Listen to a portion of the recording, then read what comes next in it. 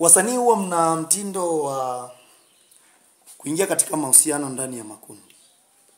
Na mahusiano imeonekana kwamba ni kitu ambacho kinaua makundi mengi sana, kwa sababu unakuta mmeingia mahusiano mkigombana, mwingine anakuwa anaanza kudelay kuja mazoezi, mkipewa sini za pamoja zile mnakuwa mfanyi vizuri. Ili wewe unalizungumziaje? Je, mahusiano bwana sehemu yoyote hapo. Na ni kitu ambacho hakizuiliki. Lakini unapoleta mahusiano kwenye kazi, sijui sanaa au sehemu yoyote ile, yaani hivyo vitu lazima vitokee. Lazima, kwa sababu unajua kwa mfano unatoka na kiongozi, lazima uchelewe kwa sababu unajua nikifika pale bebi atanitetea. Kiongozi atanitetea kwa sababu mimi ni mtu wake. Au nikifanya vibaya hawezi akanifokea mimi, ananifokeaje? Hapo anajua kabisa baadaye tunakutana. Yaani inakuwa ni shida kidogo. Sawa.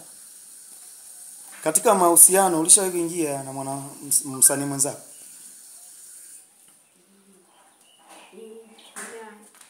Mahusiano yenu yalikuwa?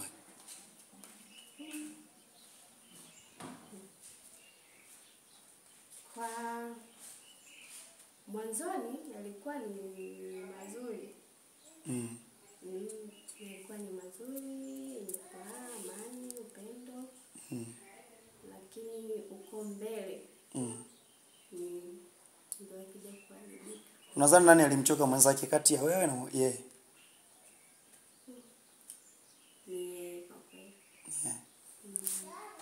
Mnapoingia katika swala la mahusiano, it means kwamba mnakuwa mna upendo ule wa moja kwa moja. Unadhani ni kipi ambacho kilisababisha nyinyi mahusiano yenu kuvunjika? Ikiwa upendo mwanzoni unakuwepo. Uaminifu. Wewe haukuwa mwaminifu au yeye hakuwa mwaminifu? Yeye hakuwa mwaminifu. Unadhani ni kitu gani kilichompelekea yeye kutokuwa mwaminifu? Kwamba labda kuna wazuri zaidi yako, au wewe sio bora na samani kuliko yeye? Labda maana pole. Yaani sawa, najua hayo yanakuumiza sana. Najua. Kwa wewe ulipofikia hapo, sasa hivi ni mtu mzima. Unawezaje kumtambua mwanaume sahihi ambaye ana upendo kweli?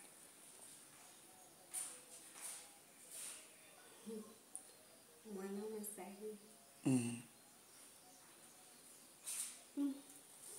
Hapana.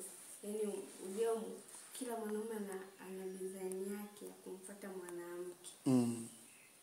Kwa hiyo anaweza kaja sio mstaarabu, mwisho wa siku ndio hivyo naye mzinguo. Akaja na gia ya ukali, mwisho wa siku ndio hivyo mkapendana, yani ni vice versa. Kwa hiyo ni kweli kuna kuchongana katika mahusiano, yani kuna unamchoka mwenzako. Wanasema hivyo lakini mimi sijawahi kuamini hivyo. Wewe hujawahi kumchoka mtu ambaye upo naye katika mahusiano? Hapana. Yani hapa. Unadhani ni kwa nini hao wanachoka? Sasa sisi wanaume waga tunachoka kuwa katika mahusiano na mtu mmoja kwa muda mrefu. Sijajua. Au tamaa? Sio tamaa, labda useme wakati umekutana ulimtamani mwanamke. Au ndio yani kwamba umemtamani hukumpenda. Ndio maana yani umenichoka. Mimi nahisi hivyo lakini sijajua sababu kama hivi kumchoka mtu. Sasa hivi unatarajia kuingia kwenye mahusiano tena? Itachukua muda. Kwa nini itachukua muda? Ulipigwa tukio gani? Ulishawahi kufumania? Unajua kufumania kuna nini nyingi. Kwamba unamfumania umesimama, unamfumania labda hapo. Yaani ile ndani unaenda unakuta nini tena hii? Wewe? Nilikupa kila kitu. Leo vipi? yaani kufumania ile kwamba wapo kitandani au Yes. Hiyo hujawahi. Sijafumania. Ila kwenye simu umeshawahi kufumania? Kwenye simu na kibao. Mara kibao. Yaani hata hivi anakuana nimewahi, lakini sio kwa tukio baya. Ilikuwa ni ndani, lakini ilikuwa ni simple tu kwamba wamekaa basi. Wamekaa tu. Wamekaa tu. Hiyo wewe uliichukuliaje sasa?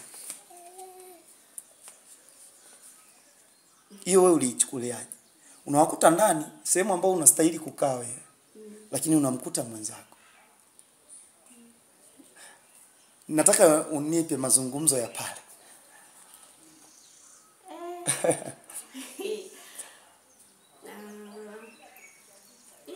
Ilikuwa ni usiku.